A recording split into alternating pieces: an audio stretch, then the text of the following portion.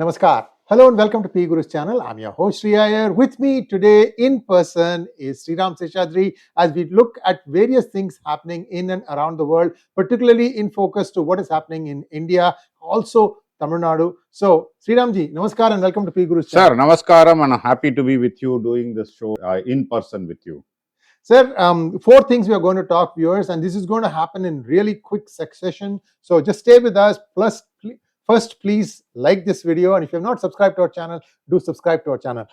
Sir, Sriramji, you are. This is the second time you made it around this time to our abode. So thank you so much, sir, that you could find time to stay with us and talk to us about this. First question is something that is right in your ballpark: GDP. Sure. The GDP has fallen a little bit. Yeah. People are making they're making a concern about it. Talk to us a little bit, unpack it a little bit for us. What could be the reason, and should it be something that every one of us should be concerned about? Definitely, sir. Dear viewers, I think we got the GDP number for the half year of 2024-25 a couple of days back at 5.4% is what the GDP for the half year. I think the expected was about 7.5 or 7.7%, much lower than what are the expectations. For various reasons. Should we be worried? I think one good thing about RBI and government is not revising for the entire year, which is they still are talking about 7% growth for 2024-25 as a year, financial year, which means the next half year should grow at about 7.9 to 8%, which probably they believe that it can happen. Otherwise, it's going to fall flat on that. Okay. There are several reasons why should we be worried. Yes, in a way, because the domestic consumption has come down. As expected, it's not going up. The important reason is normally during the Diwali season, right? The consumption of automobile and gold and many other things will be significantly higher. So that expectation fell flat. For whatever reason, one of the reason is because of the elections also. That is in Maharashtra election was happening just after Diwali, okay, 2 or 3 weeks after Diwali. And hence, traders were not able to gauge how the, consumption would be. Automotive, especially automobile consumption of imported manufacturers. I would use the word imported manufacturers. Whereas Tatas or Marutis and Mahindras didn't fall. Whereas cars from other manufacturers, who all set up shop in India, like a Hyundai or Honda, Toyota, Kia, all these things fell. Maybe there is a correlation to that, but I don't want to speculate. About 80,000 crores worth of stock not being sold during the Diwali period. So all these put together, the domestic consumption has come down a lot, and because of that, this is happening.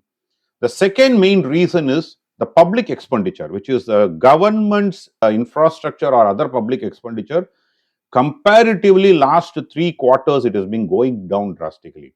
Again, because of the election, because we had a general election in May, June timeframes, and hence a lot of budgetary allocations and schemes could not be newly implemented or newly executed. And the second is after the government formation, they had to do the budgeting and etc. And then allocations had to be made. So, and then there is a global growth also is impacted. US election is another big factor. The private sector investments.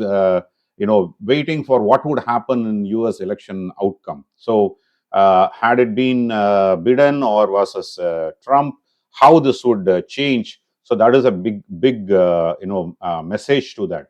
And of course, 2 wars are being fought, right? Russia-Ukraine war, at least, it's been going on for almost 2 years. And then Middle East conflict also is going because of that. There is an uncertainty in the entire global economic situation.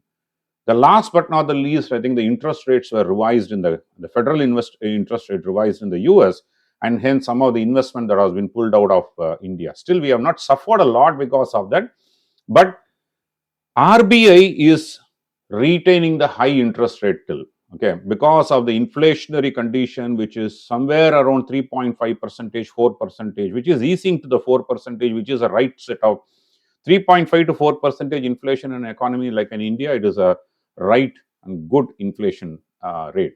So I think we are touching 4% as we speak. So December, whether RBI will revise the interest rate, lower the interest rates, we don't know.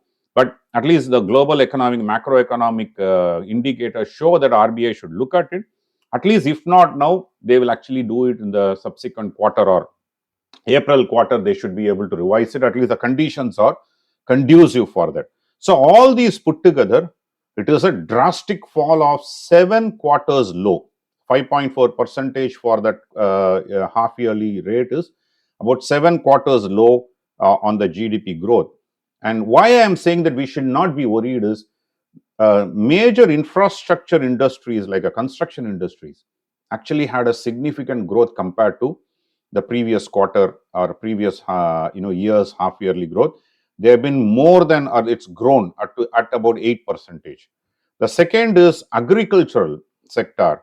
It is actually we had a good kharif product already. There is a monsoon fluctuation that is happening in India is impacting, but still the inflation rate came down to 4% because of the food grain or agricultural sector is robust. Where we had lost about on that is the services sector. Services sector dropped by about 0.9, nearly a percentage drop on the growth. That is what has impacted a lot. And that services sector drop mainly due to the external factors, US elections. So the US investors not investing heavily, or even your information technology outsourcing, those things stagnated a lot.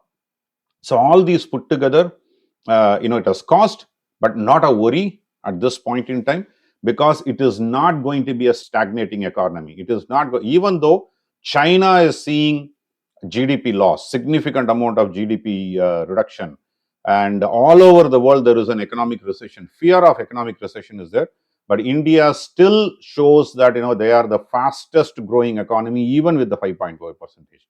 So I think the moment the domestic consumption improves and the public expenditure, which is actually started increasing in this quarter, the moment the public expenditure goes up, then naturally I would say that we will still not be 7% growth this year, slightly lower than that, but not a significant worry that we should be having.